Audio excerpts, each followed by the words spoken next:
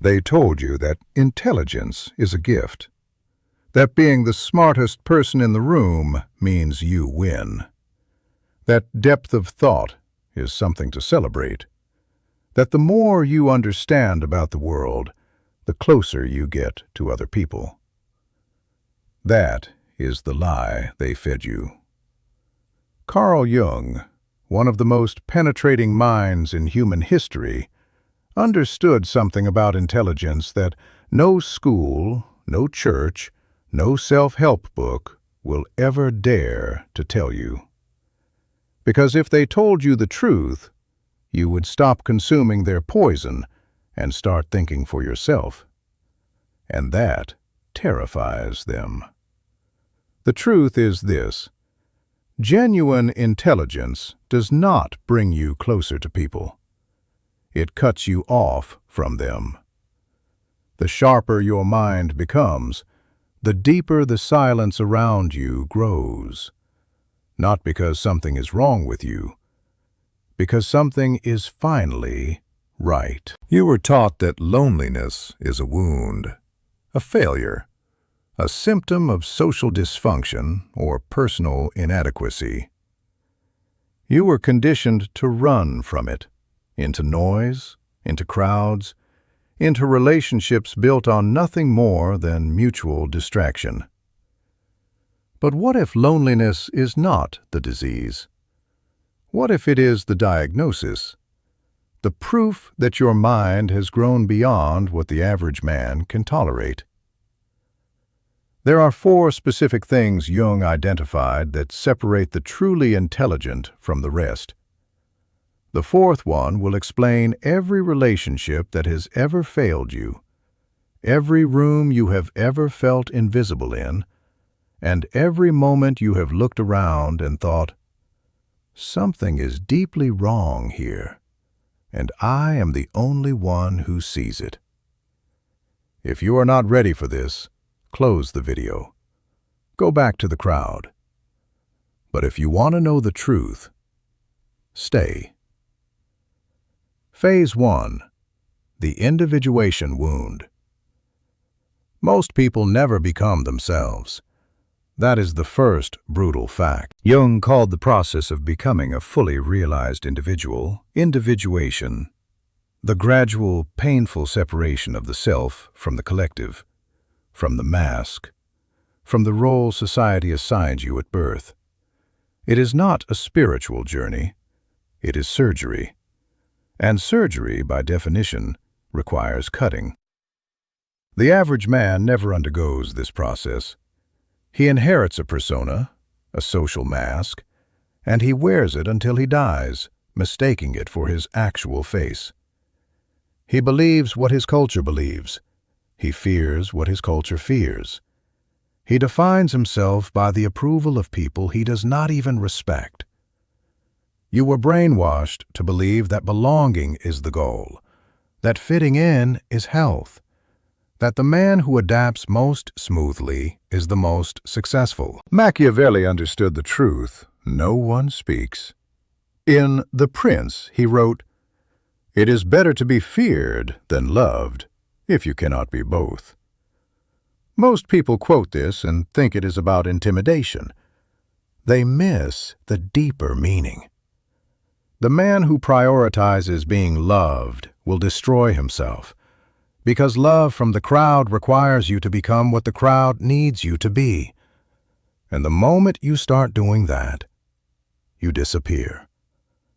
The intelligent mind begins individuation, often without choosing to. It happens naturally. You start seeing through the constructs. The social scripts feel hollow. The small talk becomes unbearable.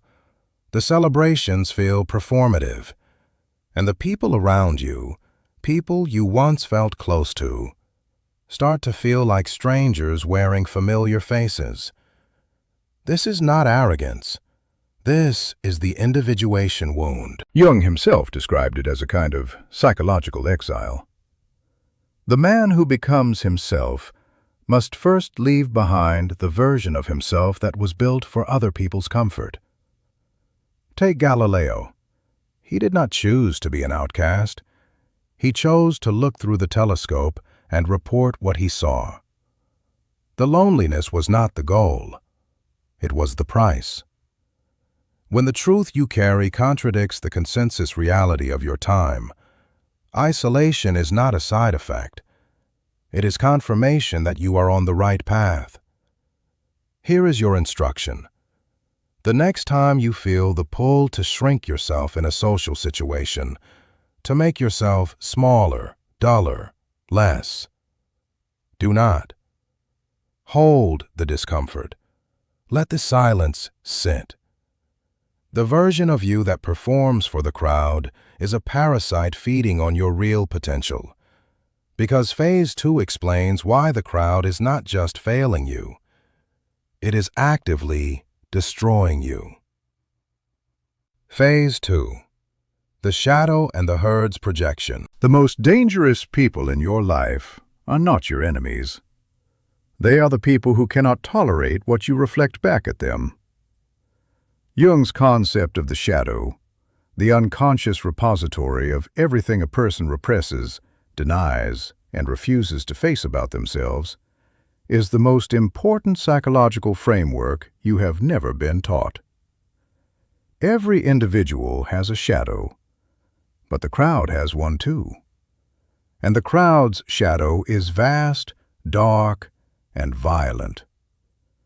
When you think clearly, when you refuse to participate in collective delusion, when you see through the performance and say nothing, but your silence makes it visible, the crowd punishes you, not because you did something wrong, because your presence activates their shadow.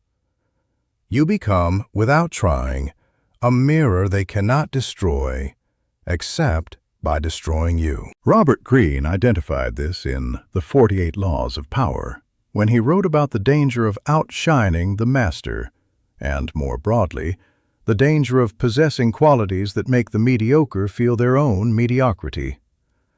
The crowd does not attack excellence because it threatens them strategically.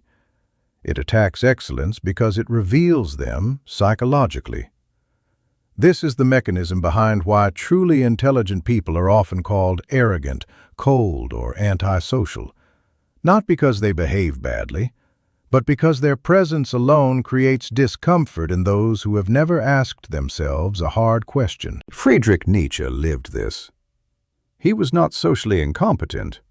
He was perceptive to a degree that made casual human connection feel like speaking a different language.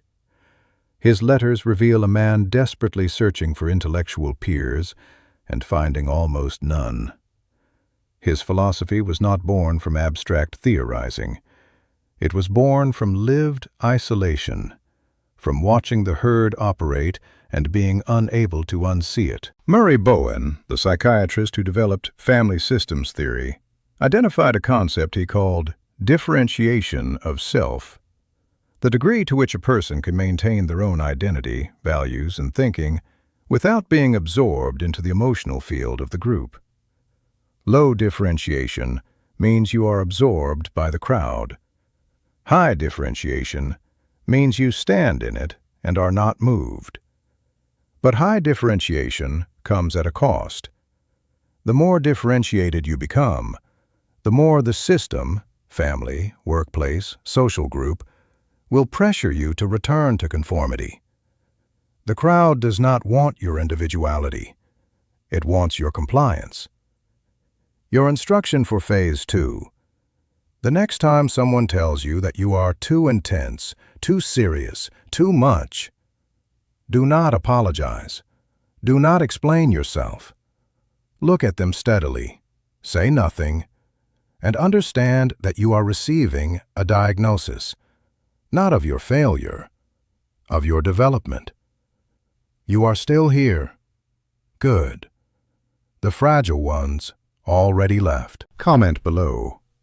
I think alone. Phase 3. Intelligence as a frequency no one can tune into. There is a version of loneliness that comes from being disliked. And then there is a deeper loneliness, the loneliness of being genuinely understood by almost no one. This is the loneliness Jung was describing, not the wound of rejection, the weight of comprehension.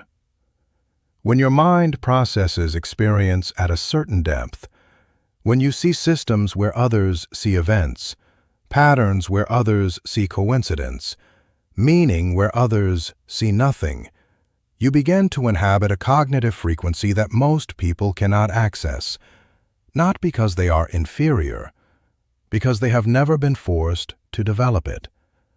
The average man experiences life as a series of sensations.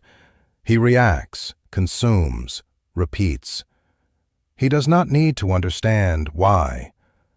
The man who must understand why lives in a perpetual state of friction with a world that operates largely on reflex. Jung wrote extensively about what he called psychological types, and more specifically, about the introverted intuitive type, the individual whose dominant mode of experience is internal, symbolic, and structural. This type, Jung observed, is the most isolated of all psychological types because their primary reality is invisible to others. They live in a world of connections and meanings that most people cannot perceive, let alone verify. This is not a gift delivered without cost. It is a blade. It cuts through illusion, but it also cuts through the social fabric that keeps most people warm. Nikola Tesla understood this completely. He was not merely eccentric. He was operating at a level of abstraction that his contemporaries could not follow, not even those who funded him. He died alone, in a hotel room, in debt, with notebooks full of ideas the world would not understand for decades. His loneliness was not a personal failure. It was the precise measurement of how far ahead of his time he had traveled. Robert Greene, in the 33 Strategies of War, writes about the danger of fighting the last war, of using yesterday's mental maps to navigate today's territory. Most people are always fighting the last war mentally. They are solving the problem they have already seen. You, if you are watching this, are probably already working on problems that the people around you have not yet recognized as problems. Here is your instruction.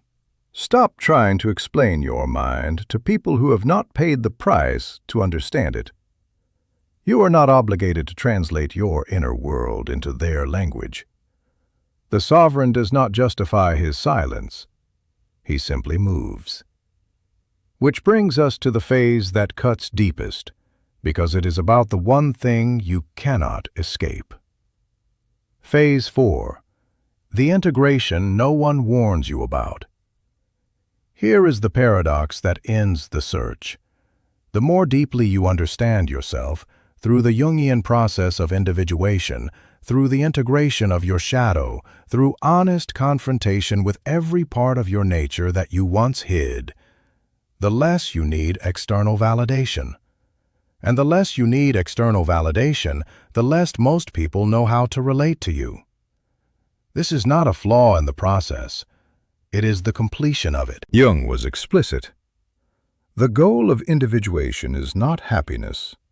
It is wholeness. And wholeness is threatening. A man who is whole does not need to be completed by another person.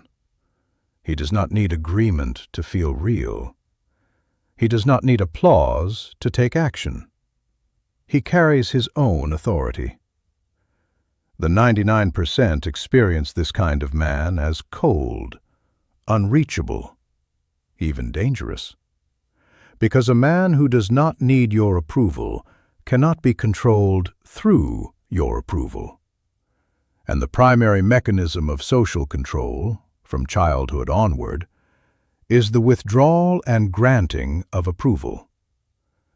When you remove that lever, you become ungovernable. Cosimo de' Medici understood this intuitively. He built one of the most powerful political networks in 15th century Florence, not through force, not through charisma in the conventional sense, but through radical self-containment. He revealed nothing. He needed nothing publicly. He was, to those around him, impossible to read, and therefore impossible to manipulate. His loneliness was architectural, deliberately constructed as a strategic asset. Jung himself, and this is the detail most people miss, was profoundly isolated during the most creative period of his life. After his break with Freud, he spent years in a state he described as a confrontation with the unconscious, essentially a descent into the most terrifying chambers of his own mind, alone, without a guide, without a framework that yet existed for what he was experiencing. The Red Book, his private journal from that period, reads like the document of a man in psychological exile. And from that exile, he produced work that changed how the entire human race understands itself. Your instruction for Phase 4: choose one relationship in your life, personal or professional, in which you are currently performing, in which you are shrinking, translating, managing. Decide today whether that relationship is worth the cost of what it requires you to diminish. And if the answer is no, begin the withdrawal.